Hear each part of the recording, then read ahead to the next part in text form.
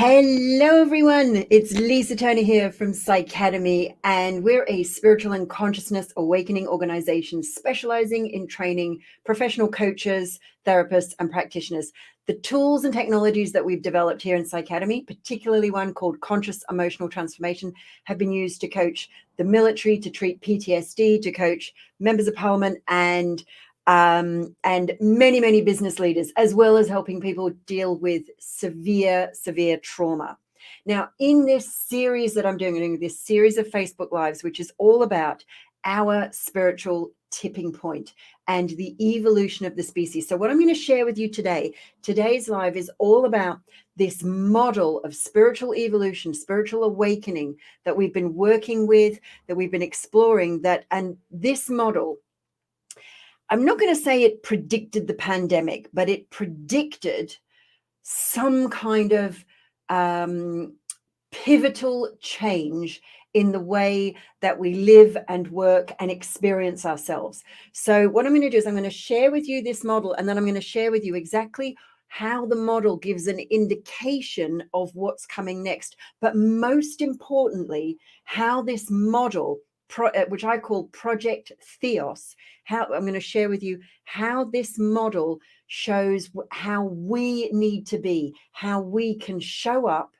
in our lives, in the world, for each other, for ourselves. Because if you've been I don't know about you, but if you've been looking at the world, there seems to be so much separation and division. I was so I have some really great friends in the States. Hello, my lovely American friends.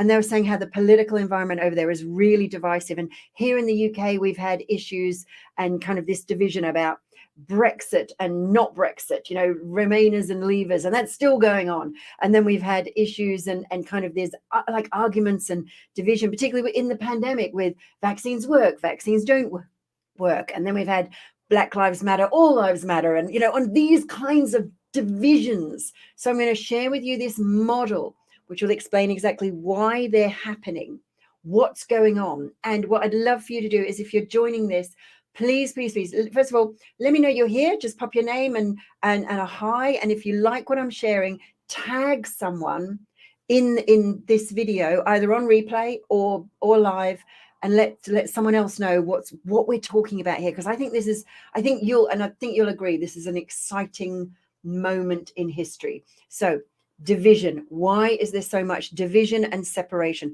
If we're all supposed to be so spiritually awakened, so enlightened, if we're all supposed to be, we're in a time of more people are sharing spirituality and spiritual concepts and healing and kind of meditation and all these things, and Reiki and all these spiritual concepts and ideas and technologies and tools and techniques.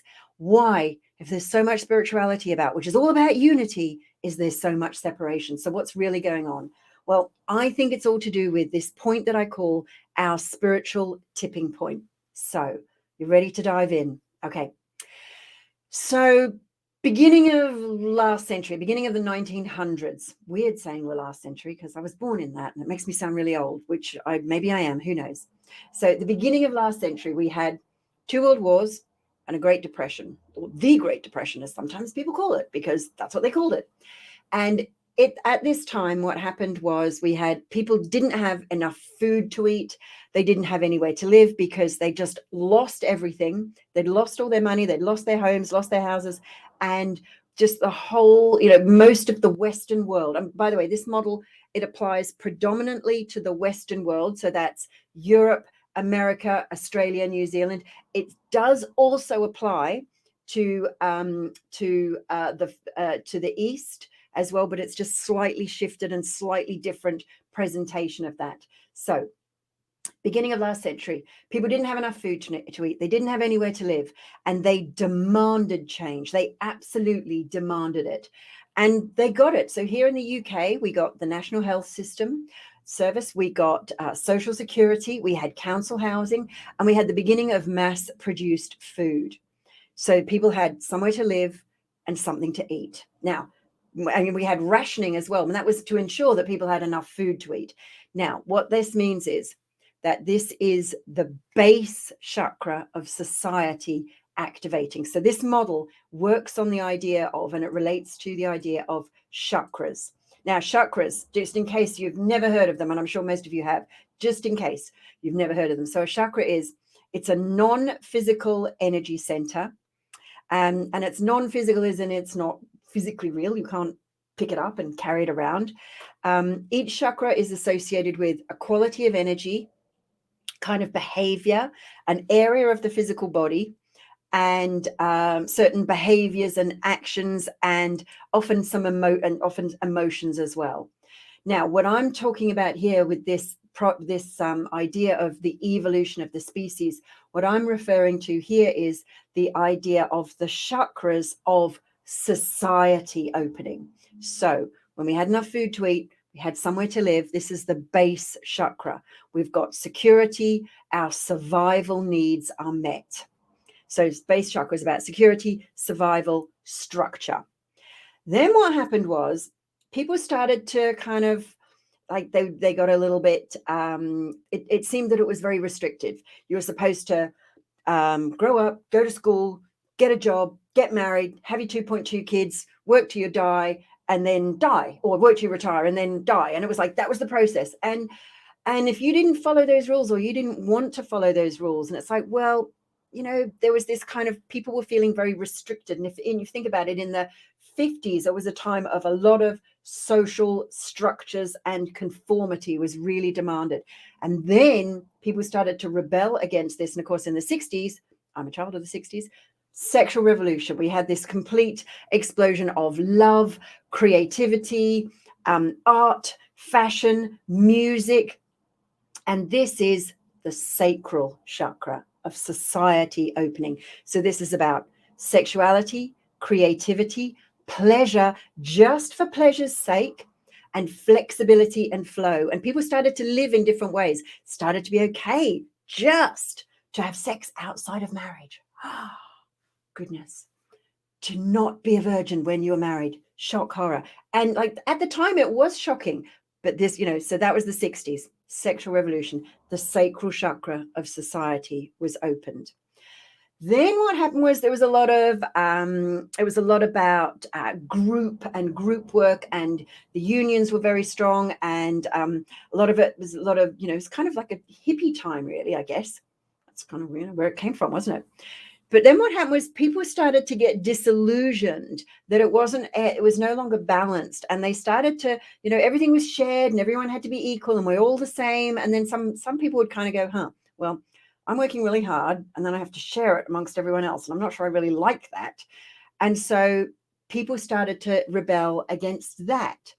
And then we started to have people say, you know what, I don't want to work through my entire life and then retire so I can enjoy, you know, this tiny little snippet of the end of my life when I'm a little bit too old to really enjoy it. And people started to say, I want it now. I don't want to wait till I retire. I don't want to delay this gratification any longer. I want it now. So this is where we had a time in the 80s where we had the focus on individual wealth, individual success. People started setting up their own businesses, exploring new ways of being and living, and like satisfying their own wills and their own desires. We had people striving for power and control and a sense of self. We had the whole greed is good, loads of money character, you know, the Harry Enfield character, loads of money. It was all about money, greed, self. And it was totally okay to want stuff for yourself, and this sense of identity. This is the solar plexus chakra of society being activated. So the solar plexus is about identity, will, control, individuality, and personal power. Now, then what happened? People either got burnt, there were a few stock market crashes and there was a whole series of them, or they got burnt out and they started to question if logic and money was the only thing that mattered. And they started to become tired, emotionally tired of the restriction of their emotions. And they started to say, there must be more to life than this. So then at the end of the 80s, remember the 80s, like this big, you know, that was like the real Thatcher generation. But then we moved into the 90s. And this is when people it started to be okay to feel emotions, to express emotions, to connect. This was now a time of being in therapy, and all these new and amazing spiritual therapies and spiritual technologies were starting to be birthed and born and becoming mainstream. You know, that was when Reiki was everywhere, and all these kind of alternative crystal healing. And this was this boom of a kind of spirituality, if you like. So this is about emotions, love, group hugs, compassion. This all became important. And this is the heart chakra of society being activated. So with the heart chakra, it's about love, compassion, emotions, and higher emotions. So people started to want to connect. Now, then what happened was, when you've got all this love, you want to talk about it. You want to share it with people. So then in the noughties, we had the internet. Right now, the internet had actually been around for a while, and I was one of the, being an academic, I was one of the early adopters of the internet, and we had this, it was called JANET, which stood for Joint Academic Network, which meant I could email somebody at Bristol University or in London University or in Edinburgh University and ask the professor there or the lecturer there or the researcher there for a paper, and they could email it back and we'd have a little chat, and that was amazing, instant access, or like via email, to information. And then, of course, we had, you know, the web, the World Wide Web. And then we had social media, blogging, Twitter, Facebook. Hey, probably that's what you're seeing me on. Instagram, LinkedIn, YouTube, smartphones. Got one of these? Yeah. iPhones, iPods, iPads. So then everyone is connected. So suddenly everyone's talking, everyone's writing, everyone podcasting, everyone videoing, everyone listening, everyone reading, everyone watching. This is the throat chakra of society being activated. This is about expression, communication, and information. You know, we talk about the information superhighway and all that. So this is kind of where we are now. Now, obviously, what's next is the third eye. So the third eye is about insight, vision, wisdom, and discernment. And then after that will be the crown chakra. But we're still in the third eye. We're still at the brink of the third eye. So when the third eye activates, and this is an exciting time for us, when the third eye activates, what this means for us as individuals and society is that actually it starts to become a balance of emotion and logic, of intuition, spirituality, but also reason. And one of the interesting things is people often think that intuition and reason, at the moment, they're still kind of like, there's still this dichotomy. Either it's logical or it's intuitive. Well, what if it's not? What if it's both? What if what if there is something that we might call divine logic or intuitive reason? What if that's what we're actually aiming for? And, you know, I get, it's really interesting because I'm both a scientist. I have a PhD in mathematical modeling and aeroacoustics, but I'm also like highly intuitive. And, you know, to the extent that people would call me psychic, I have spoken to people who've passed, you know, spoken to the dead, channeled the dead. I don't do that anymore, but I channel highly evolved guides. I do some, I can see auras, I can work with energies. And yet I'm also simultaneously, as I do this, I'm also studying for a PhD in, my second PhD towards that in quantum physics. So got a bit of a ways to go yet. Got to get my convert my engineering degree into a physics degree, then my master's, then my PhD. But I'm working on my second, working towards that. So I'm doing all this work in quantum physics, and I'm also this highly intuitive. And I actually find that they work perfectly together because I don't have this conflict. So here's at the level of the third eye, this is where we start to move away from this one or the other. And here's the really exciting thing. So when the third eye is activated, this is where, as an individual, you can make decisions easily.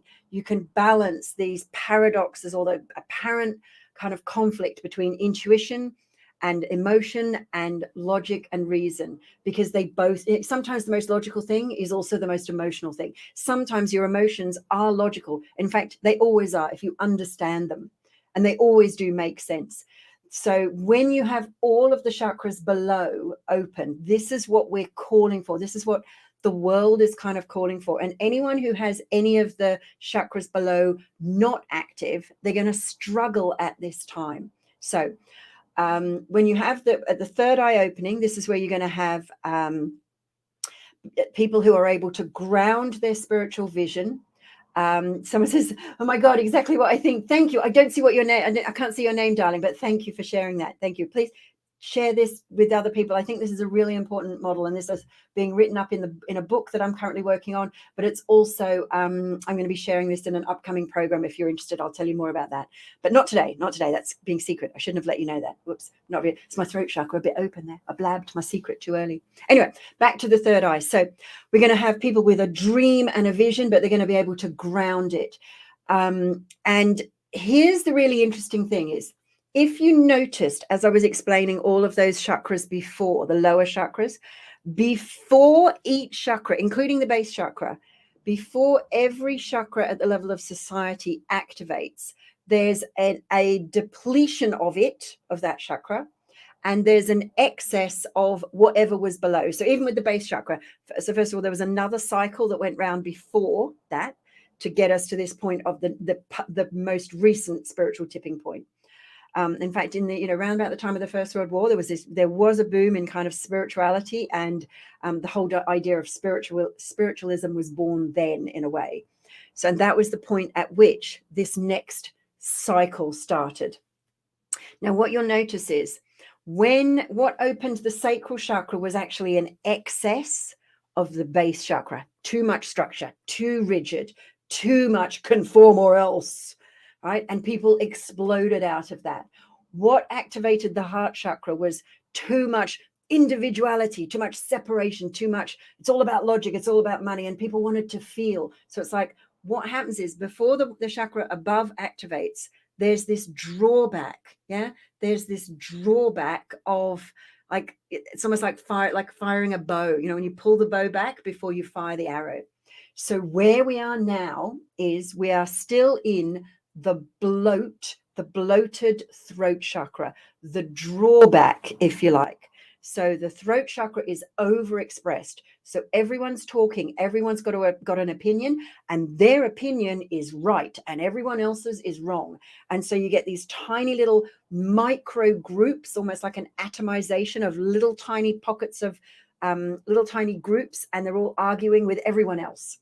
Everyone has their little alliance, their little circle, and they're all arguing with other circles, other little groups.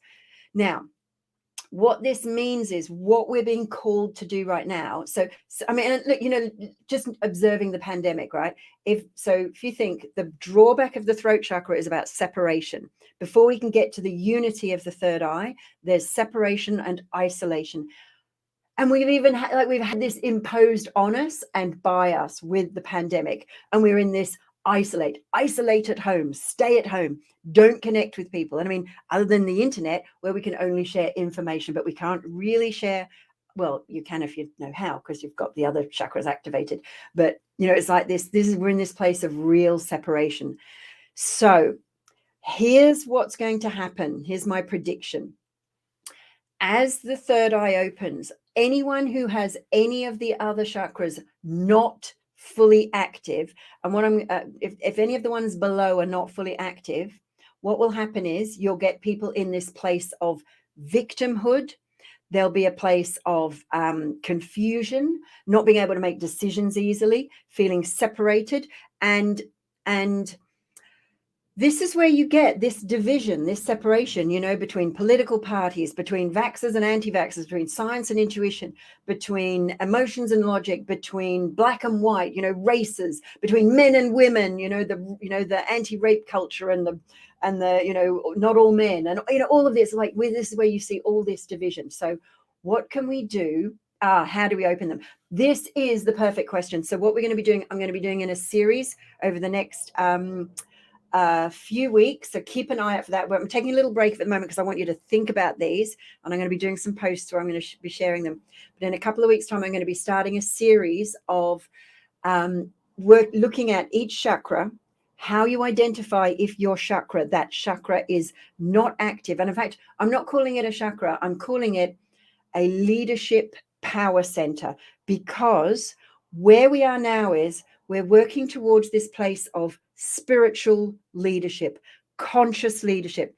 So every energy center that's being every power center that's being activated at the level of society, when they're active And when you can embody that leadership quality, you will become that divine, conscious, spiritual leader. So, question coming in. So, don't you think that this external isolation is a manifestation at a society level of our pandemic of isolation we've witnessed for the last 20 years? You know what? You could absolutely be right. And again, it's like we've been experiencing it more and more emotionally as the throat chakra has been activated over the last 20 years. You're absolutely right. And now it's a physical manifestation of that. So, here's the thing. We're now going to start seeing an energetic manifestation of a connectedness at the level of the third eye and of the crown chakra at the level of the higher self. And what we'll likely see is little pockets of unity, and then these pockets start to join up. And when people start to realize that actually it's okay, it's like we can truly meet each other, not from a place of right or wrong, not from a place of anger and hatred and separation, but a place of honoring differences, acknowledging differences. Because you know what? If everything is the same color, that makes a very dull picture. I know that some people have made a lot of money, but very few have made a lot of money selling a picture that is a canvas of a single color. But most of the, I do a bit of art. There's one of my paintings behind me. You might be able to see that. So in paintings, one of the things my art teacher often says is it's all about the contrast. It's about the contrast. So someone says, sounds amazing. For some reason, I don't know what your name is. I can only see Facebook user, but I dearly love you and I appreciate your comments. So thank you. So there's an eye next to the red live on the screen. Oh, okay. Yes, that's true. That's true. Okay, so that's true. The little eyes and how many people are looking.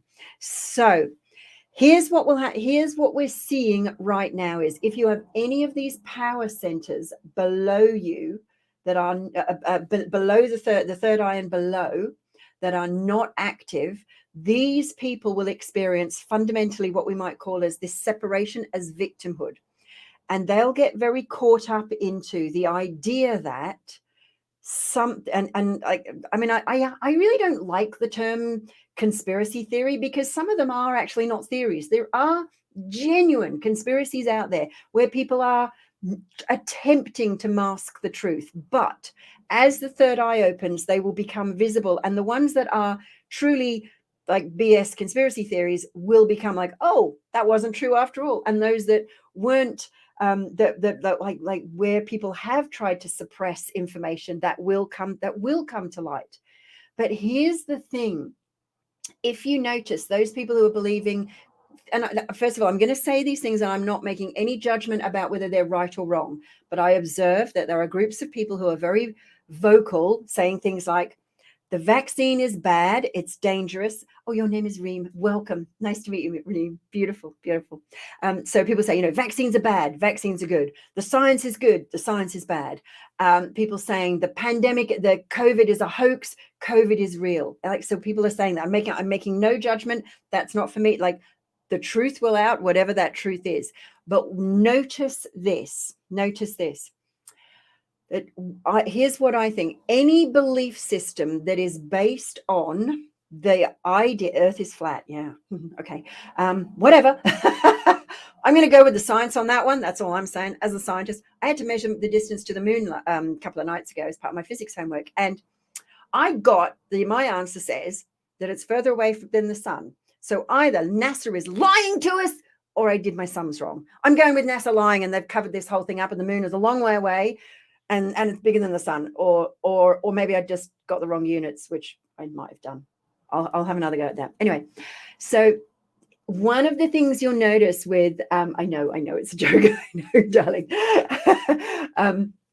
One of the things you'll notice, and here's what I want you to notice is when somebody holds a belief system which has at its core whatever that belief system is, if the belief system is there are a group of people out there, they're not me, they're a separate group of people, whether they're billionaires or tech giants or whatever, they are doing bad things and they're out to get me. And I have to post stuff and share stuff because there are people doing evil things. And it's not only that they have power, but they have power over me and they're out to get me.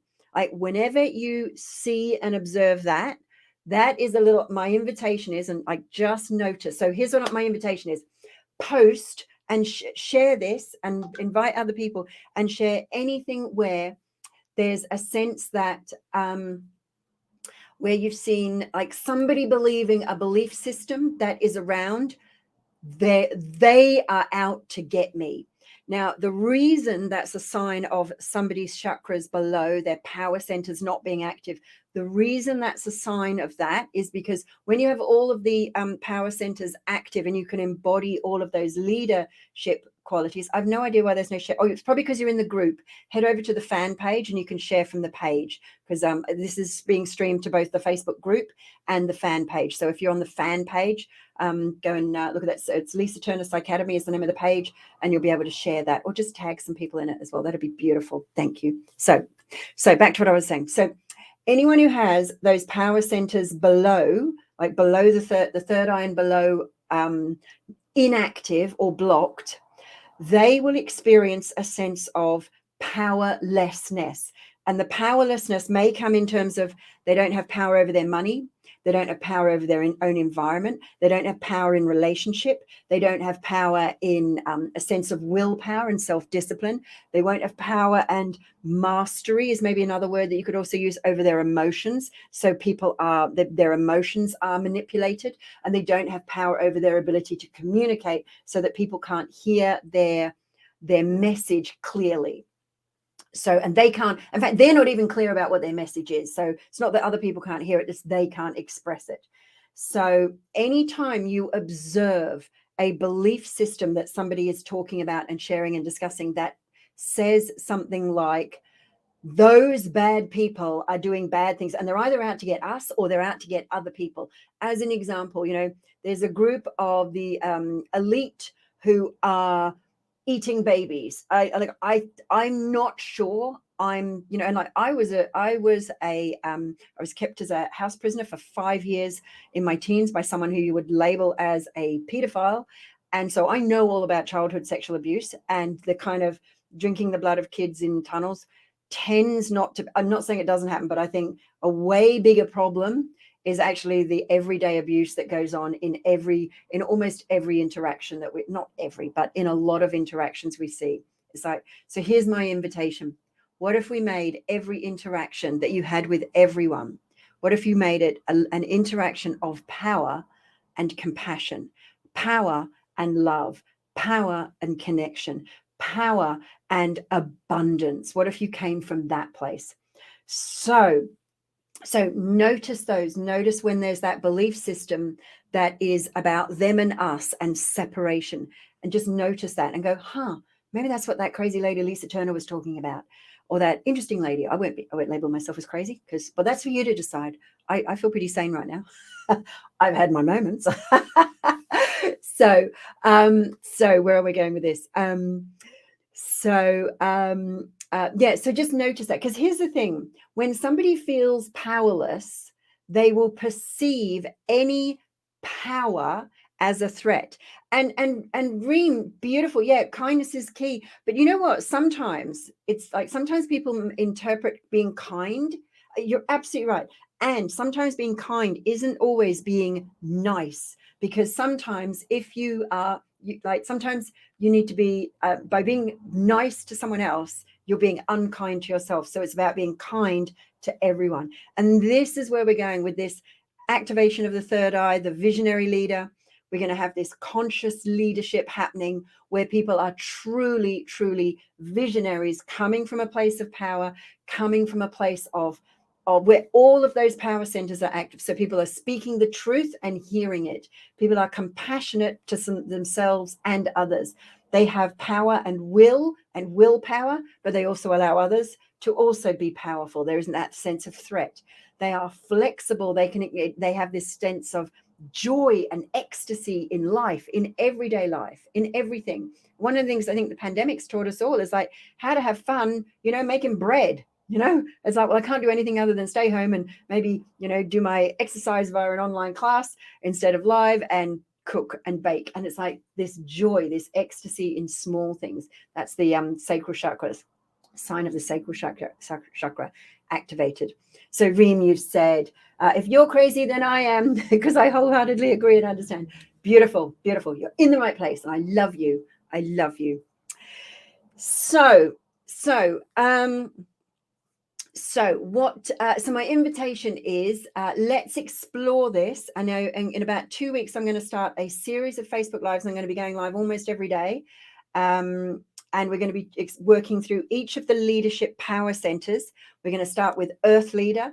We're going to be talking about Earth Leader, then Ecstatic Leader, then Courageous Leader, then Compassionate Leader, then Truthful Leader, then Visionary Leader, and then Conscious Leader. We're going to talk about signs, that one or more where you might have blockages, where you might have excess of these leadership power centers, or depletion, or be in complete balance. And by the way, everyone has a little bit of excess and a little bit of depletion in some of them. And for some, it's more than others. And you know what? We're all a work in progress. So if you liked this, then please share it around, tag others, and head over to the page and share that amongst people that you think would benefit from this, or just might find it interesting. Or even if you think, now this is interesting, even if you think they would disagree, share it, because that's a sign. Like, this is why we need to just, let's explore this as ideas. Let's explore this. Please make an announcement so that more people can benefit. Beautiful, beautiful. I will do what I need. I think it's because, Reem, you're in the group. So head over to the fan page and I think you'll be able to share it there. But I will go and check the settings and just make sure it's all working for you. So till next time, I will see you in a couple of weeks' time. We will go live again and we'll start with the Earth Leader, and I'll reference back to this one. So till then, huge love to you. Go safely. I hope that you have everything you need. Enjoy the spring time of new beginnings and new endings and new things, new learnings, new discoveries, and new questions. So if you have any questions, pop them here. I'll be happy to answer. Oh, Reem, you've already shared out your personal page. Thank you, thank you, thank you. I am just a little bit in love with you. Just a little bit. Because you are a beautiful human. Thank you. Till next time, bye for now.